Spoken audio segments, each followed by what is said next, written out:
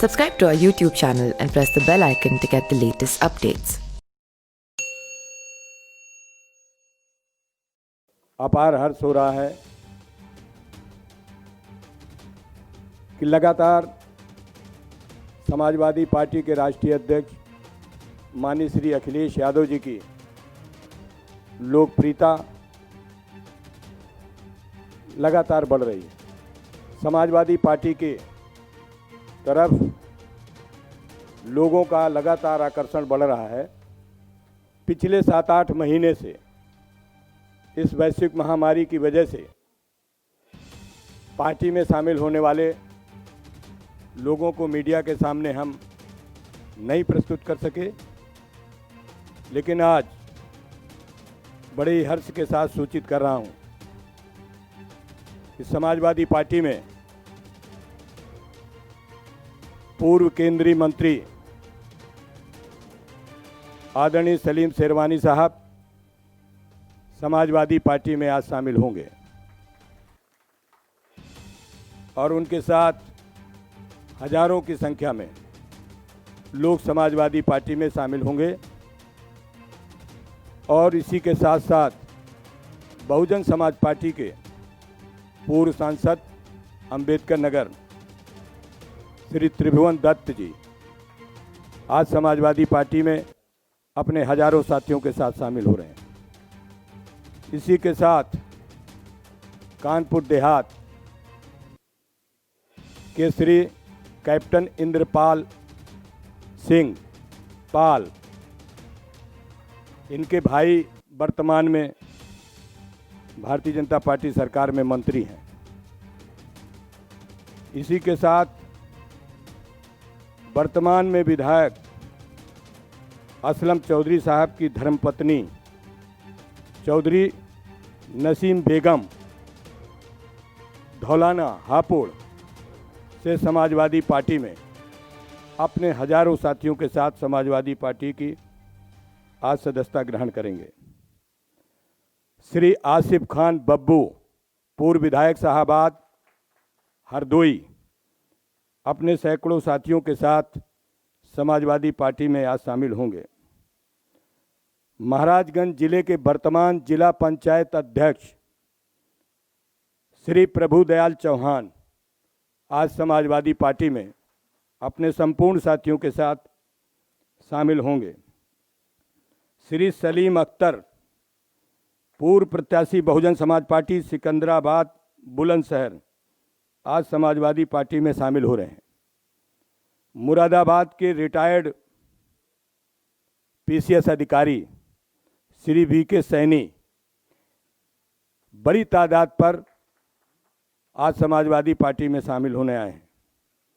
VK Saini साहब के साथ श्री वेद प्रकाश सैनी, श्री अशोक सैनी, श्री शिवराम सैनी, श्री करण सिंह सैनी सहित एक लंबी सूची है मेरे पास, वो आज समाजवादी पार्टी में शामिल हो रहे हैं।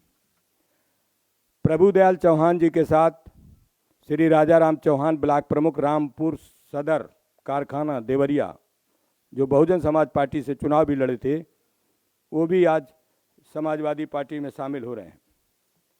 इसी के साथ साथ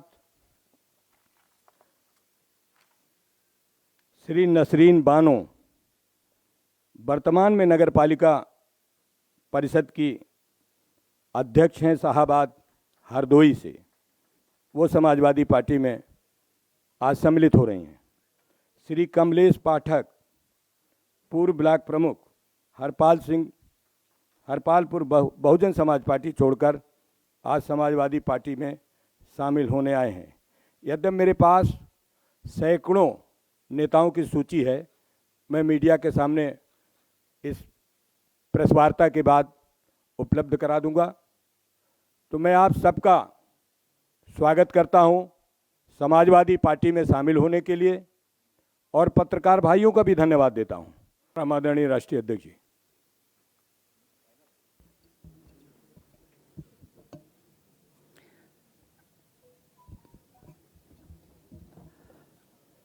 हमारे साथ मंच पर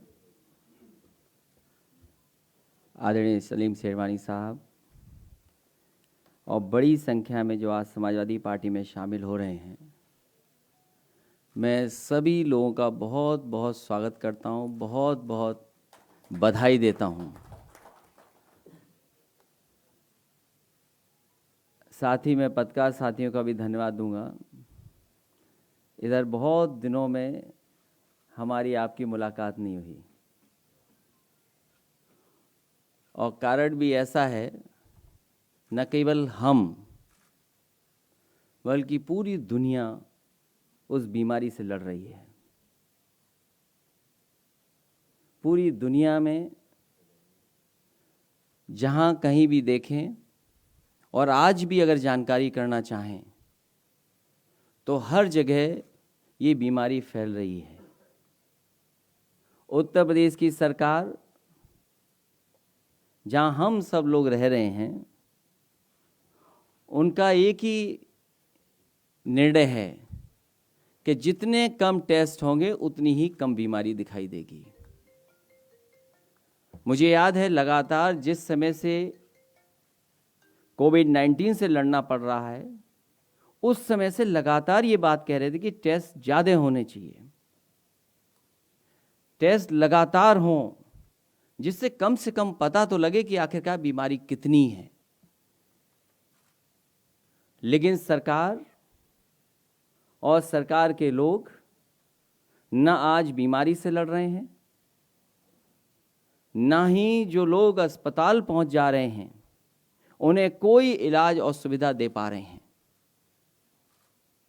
बड़ी संख्या में लोगों की जान गई है, जिसमें कैबिनेट के मंत्री, उनकी जान गई, सदस्य हैं उनकी भी जान गई, अधिकारी जो लगातार काम कर रहे थे, ग्राउंड पे थे, उनकी जान गई, हमारे आपके बीच में लगातार पत्रकार काम कर रहे थे, उनमें से भी कुछ लोगों की जान चली गई। न जाने कितने लोग बीमार हुए हैं और अब सरकार कह रही है कि कहीं ना कहीं हमें इस बीमारी के साथ रहना पड़ेगा। अगर हमें और आपको इस बीमारी के साथ रहना है तो हमारे अस्पताल क्यों नहीं अच्छे हैं, अस्पताल का इंतजाम क्यों नहीं बेहतर कर पा रहे हैं। इसलिए जहां कोविड से परेशान है वही हमारे किसानों के साथ लूट हो गई।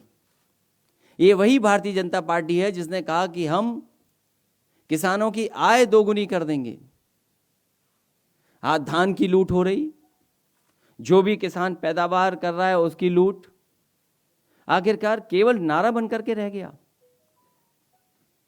एक सरकार जिसने भूमि पूजन 2 बार किया, 4 लाख करोड़ का इन्वेस्टमेंट की बात कही। आज सरकार से हम जानना चाहते हैं कि जो 4 लाख करोड़ से ज्यादा का इन्वेस्टमेंट का एमओयू हुआ था, जिसकी भूमि पूजन हुई, वो आज जमीन पे कितना दिखाई दे रहा है। इसलिए ये झूठी सरकार है और इस सरकार को हटाने के लिए हमारे साथ लगातार लोग जुड़ रहे हैं। मैं उनका स्वागत करता हूं, बहुत बहुत बधाई देता हूं कि इस लड़ाई में हमारा साथ देने आ रहे हैं, समाजवादियों का साथ देने आ रहे हैं। मेरे दाएं संजय चौहान बैठे हैं, जिला पंचायत अध्यक्ष प्रभुदयाल चौहान वो शामिल हो रहे हैं, चौधरी नसीम बेगम वो शामिल हो रही हैं, सलीम अख्तर साहब शामिल हो रहे हैं, अलीम सैफी साहब वो शामिल हो रहे हैं, आसिफ खां बब्बूपुर विधायक जी शामिल हो रहे हैं, नसीना बानो जी शामिल हो रही हैं, कमलेश पाठक जी शामिल हो रहे हैं, त्रिभुवन दत्त जी बहुत ही मजबूत नेता और अपने समाज के बीच में लगातार काम करने वाले, वो आज समाजवादी पार्टी में शामिल हो रहे हैं। बहुत ही काम करने वाले हमारे सैनी वीके सैनी साहब भी शामिल हो रहे हैं। मुझे खुशी है इस बात की कि कैप्टन इंदर सिंह पाल जी भी आज समाजवादी पार्टी में शामिल हो गए हैं। इसलिए आज शामिल होने वालों का मैं बहुत बहुत स्वागत करता हूं, बधाई देता हूं। जो इस हॉल में उनका भी स्वागत करता हूं, बगल के हॉल में जो बैठे हैं उन साथियों का भी बहुत बहुत स्वागत करता हूं कि आज समाजवादी पार्टी में आप लोग जुड़ रहे हैं, शामिल हो रहे हैं।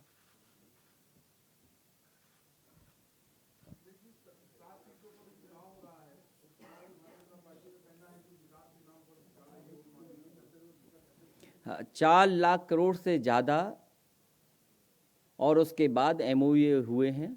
सरकार को कम से कम आज बताना चाहिए कि कितना ज़मीन पर इन्वेस्टमेंट उतरा है।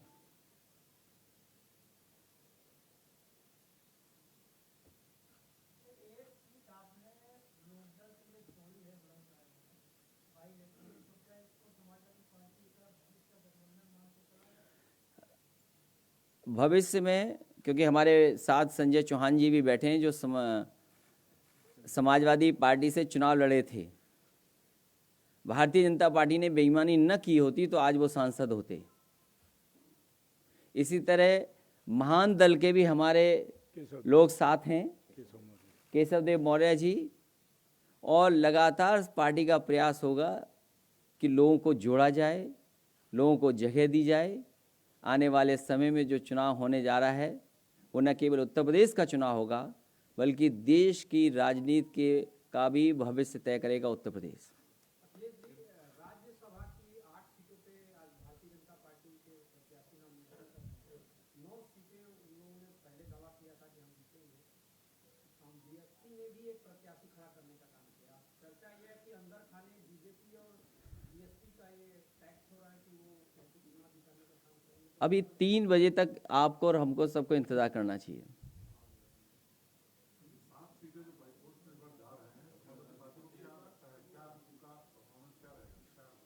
मेरे से बेहतर आप लोग बता सकते हैं। समाजवादी पार्टी का परफॉर्मेंस बहुत अच्छा रहेगा।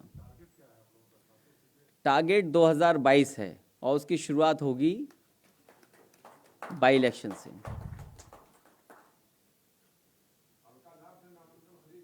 तो मैं कह रहा हूं आपको इंतजार करना चाहिए 3 बजे तक का। महिलाओं के खिलाफ अपराध को लेकर बहुत चिंता जताई गई थी पिछले कुछ दिनों में। आज एक बहुत ही हिलाने वाली घटना बल्लभगढ़ से रिपोर्ट की जा रही है जहां 20 साल की एक लड़की को खुलेआम गोली मार दी जाती है। तो चाहे यूपी की बात हो चाहे हरियाणा की हो, महिलाओं को लेकर, लड़कियों को लेकर, सुरक्षा को लेकर आप क्या कहेंगे, कितनी चिंता है? सरकारों को अपनी जिम्मेदारी निभानी चाहिए। और जहां उत्तर प्रदेश का सवाल है, उत्तर प्रदेश में सरकार की कानून व्यवस्था पूरी तरीके से ध्वस्त है। मुझे वो समय याद है कि जब सबसे बड़े कोर्ट ने ये कहा कि 1090 जैसी सुविधा हर प्रदेश में होनी चाहिए, या जिस तरह का रिस्पांस सिस्टम डायल 100 बना था आज 112 है। अगर इसी तरह का हर प्रदेश में और समाज को जागरूक किया जाए तो मैं समझता हूँ महिलाओं के प्रति, बेटियों के प्रति जो इस तरह की घटना हो रही हैं वो नहीं होंगी। और जब सरकार उत्तर प्रदेश की ऐसी है जो आंकड़े छिपाती हो, वो मानने को तैयार ही ना हो किसी चीज़ के लिए, तो उत्तर प्रदेश सरकार से क्या उम्मीद करोगे? और एक घटना नहीं, उत्तर प्रदेश में न जाने कितनी घटनाएं हमने और आपने देखी हैं जिसमें सरकार ने जो सरकार की जिम्मेदारी थी निभानी चाहिए थी वो निभाई नहीं है।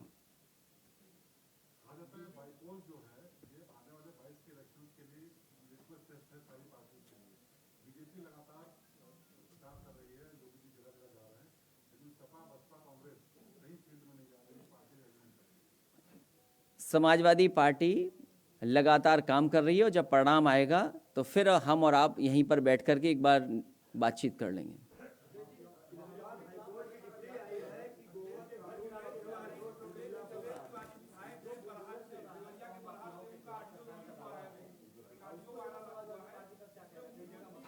देखो, अगर 2-3 लोग एक साथ बोलेंगे तो कैसे सुन पाऊंगा मैं?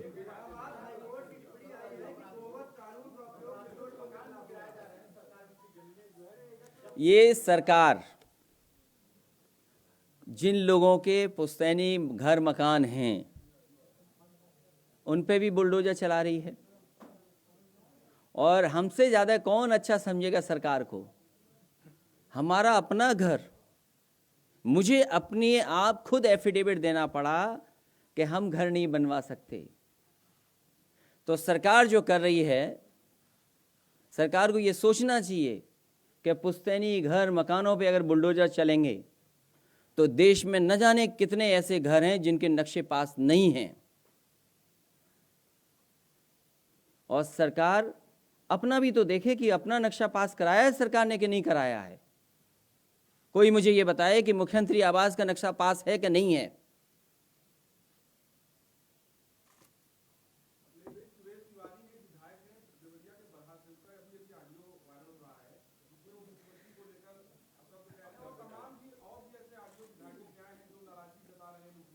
ये विधायक टेक्नोलॉजी को नहीं समझते होंगे, इसलिए सब कुछ बोल गए। मैं उनको बधाई देता हूँ कि उन्होंने कम से कम सच तो बोला। मैं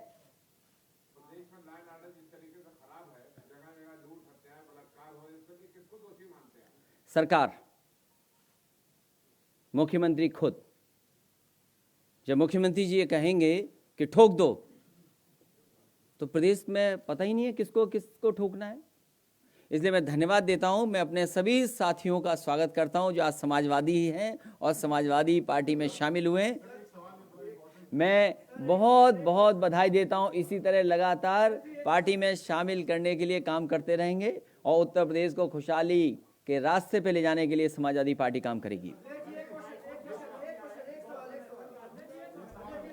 इलाहाबाद हाईकोर्ट की टिप्पणी आई है कि उत्तर प्रदेश में गोवध कानून का उपयोग जो है निर्दोष लोगों के खिलाफ हो रहा है, क्या कहना है? मैं हाई कोर्ट का स्वागत करता हूं। कहीं ना कहीं उन्होंने पूरी जानकारी ली होगी, उनको जानकारी मिली होगी। और सरकार कैसी आप नहीं जानते। आप सच लिख दीजिए, अगर ना आप जेल चले जाएं तो बताइएगा। कितने पत्रकार जेल चले गए, एफआईआर लिख गई उन पे, एक पत्रकार अभी भी जेल में है। तो यस तो बोल रहे हो, सच तो बोल दो। अगर सच बोले और जेल ना चले गए तो बताइएगा। इसलिए जनता तैयार है उत्तर प्रदेश की इस सरकार को हटाने के लिए। जब कभी जनता को मौका मिलेगा तो आप देखिएगा कि किस तरीके से सरकार हटती है। बहुत धन्यवाद।